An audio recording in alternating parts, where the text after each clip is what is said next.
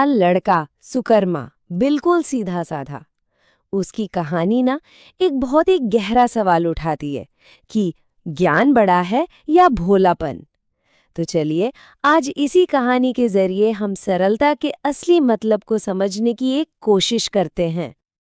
ये एक लाइन, बस यही एक लाइन इस कहानी का कह सकते हैं पूरा सार है। सुकर्मा भोला था, सीधा था, पर उसकी भूख, अरे भूख को क्या पता कि नियम क्या होते हैं, परंपरा क्या होती हैं। और यही एक छोटी सी बात उसके जीवन की सबसे बड़ी चुनौती बनने वाली थी।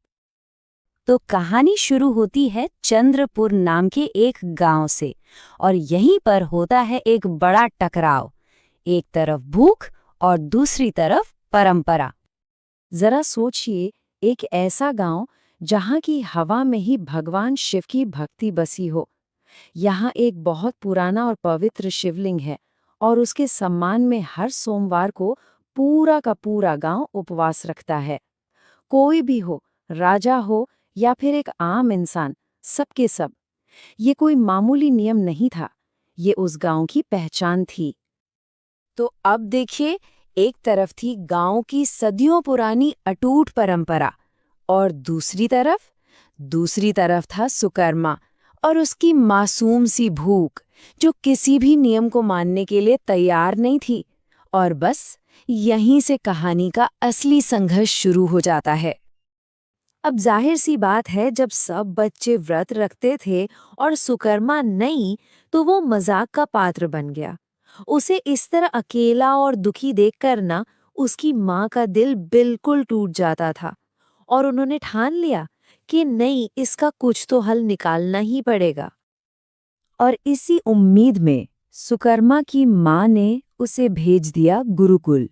सोचा कि शायद वहां जाकर वो कुछ अनुशासन सीखेगा। गुरुकुल में गुरुजी ने सुकर्मा को एक ऐसी बात बताई जिसने, आप कह सकते हैं, पूरी कहानी ही पलट दी।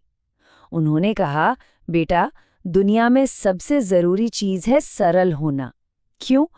क्योंकि जो सरल होता है ना, उसे हर कोई समझ सकता है, लेकिन जो जटिल होता है वो तो बस उलझा कर रख देता है।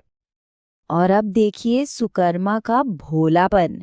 उसने इस गहरी बात को अपनी ही दुनिया के हिसाब से समझा। क्या कहता है वो?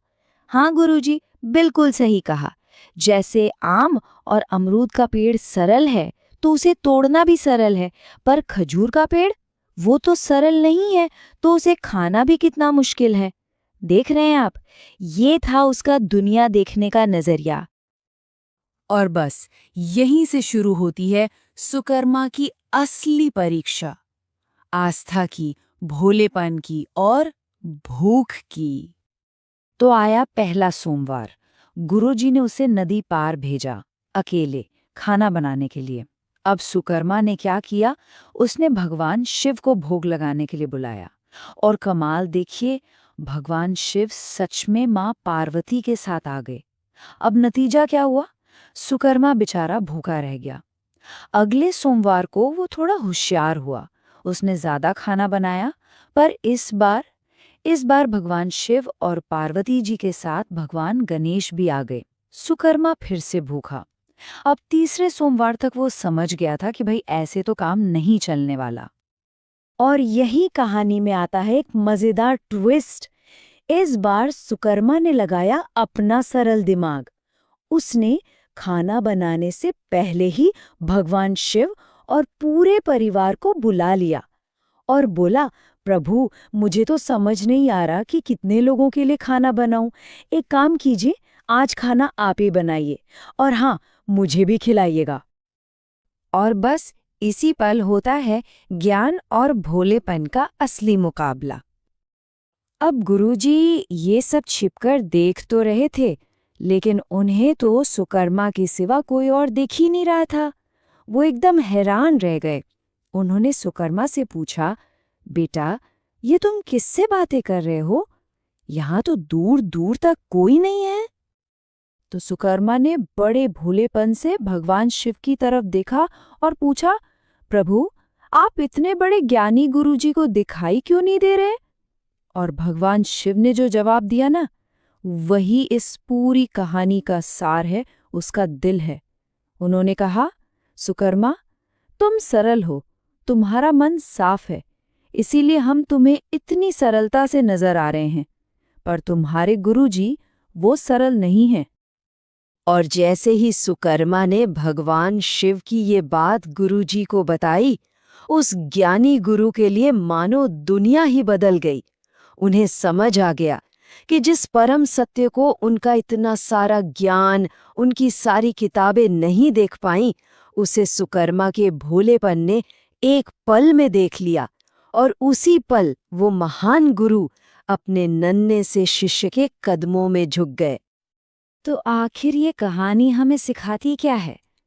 पहली बात, सच्ची श्रद्धा किसी भी रस्म या रिवाज से बहुत बड़ी होती है। दूसरी बात, परम सत्य को देखने के लिए ज्ञान नहीं, एक साफ और सरल दिल चाहिए होता है। और तीसरी और सबसे जरूरी बात, कभी-कभी सबसे गहरी समझ, सबसे बड़ा ज्ञान भोलेपन में ही छुपा होता है। और आखिर में ये कहानी हमें उसी सवाल पर वापस ले आती है जहां से हमने शुरुआत की थी, कि असल में बड़ा कौन है, ज्ञान या भोलापन? इसके बारे में सोचिएगा जरूर।